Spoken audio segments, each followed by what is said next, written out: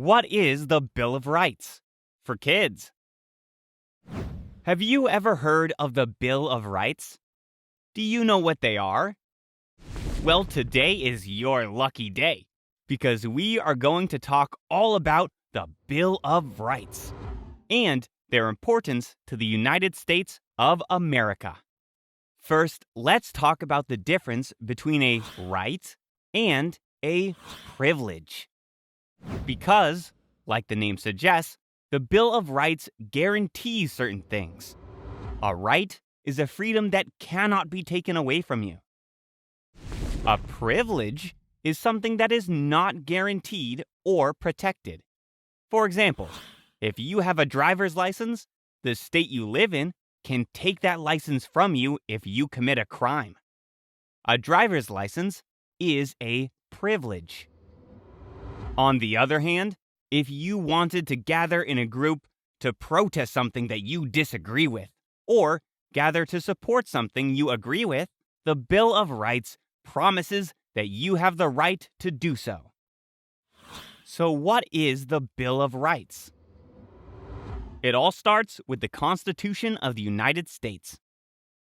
Back in 1776, when the United States first became a country, it needed a set of laws and rules for the citizens and the government to follow. The United States Constitution was written in 1787 and became the central law for the United States in 1788.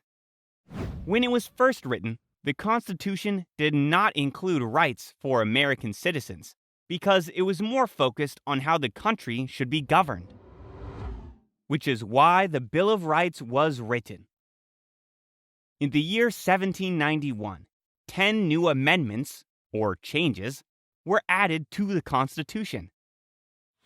These 10 amendments are called the Bill of Rights. These amendments ensured certain freedoms and rights for American citizens. The Bill of Rights was based on other historical documents, including the Magna Carta, the Articles of Confederation, the Virginia Declaration of Rights, and the English Bill of Rights. Founding Father James Madison is the man who first introduced the Bill of Rights to the United States Congress. Here is an interesting fact. Originally, there were 12 amendments passed by Congress, but the states only agreed to 10 of them. Out of the other 2 amendments, one has been passed, but not until the year 1992. And one amendment is still pending, or waiting to be passed. Let's take a look at each amendment individually. The First Amendment might be the most famous of them all. It guarantees 4 main freedoms: freedom of speech, freedom of religion, freedom of the press, and freedom of assembly. On to the Second Amendment. This one refers to the right to bear arms, or, in other words, to own a weapon. The intent of the Second Amendment is often in the spotlight. Some believe it was intended for armies, and others believe that it was intended for individual people. Talk to your parents more about this amendment if you have questions. Amendment 3 states that it is illegal during peacetime for soldiers to enter a person's private home without permission. Here's another interesting fact. This amendment was made because of the events that happened during the Revolutionary War. Do you know what a search warrant is? A search warrant is a special paper that must be signed by a judge before police or other law enforcement officials are allowed to search or to take a person's property, like a home, car, cell phone, or computer. The Fourth Amendment protects people from what is called unlawful search and seizure by the police. Have you heard the phrase, "I plead the Fifth"? That saying comes from the Fifth Amendment. It means you have the right to stay silent in court if you do not want to testify. This amendment also gives people the right to fair treatment in court. You cannot be charged with a serious crime without a jury meeting to decide if there is enough evidence. If you are found innocent of a crime, you cannot be charged for the same crime again. If you are charged with a crime, the Sixth Amendment guarantees you the right to have a speedy public trial in front of a jury made up of people in your community. You also have the right to know the charges against you, to face your accusers, and to choose your own lawyer. Amendment 7 states that in a civil case, like a lawsuit, a person also has a right to have a jury make the final decision. The Eighth Amendment protects people from what are called cruel or unusual punishments. This means that if you are found guilty of a crime, the punishment must be reasonable for that crime. And if you are arrested, your bail or fines also have to be reasonable. The Ninth Amendment is interesting because it acts kind of like a blanket or an umbrella for all of the rights that are not listed in the Constitution.